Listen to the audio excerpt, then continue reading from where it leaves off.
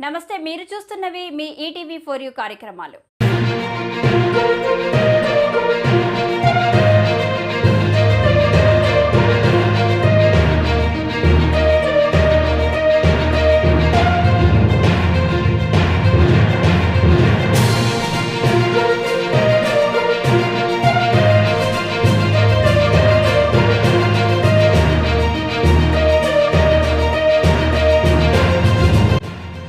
Mega job మేళాలో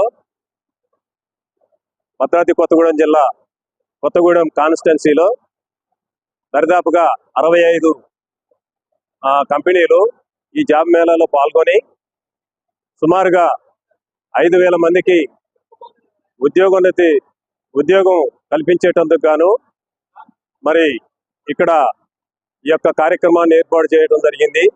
ఈ కార్యక్రమానికి మరి కొత్తగూడెం ఎమ్మెల్యే గారు కోనంనేని సాంబశివరావు గారు మరియు జిల్లా కలెక్టర్ జితేష్ వి పాటిల్ గారు విచ్చేసి అభ్యర్థులకి వారికి ఎంపిక చేసుకున్నటువంటి ఉద్యోగాలలో ఆఫర్ లెటర్స్ కూడా ఇవ్వడం జరిగింది.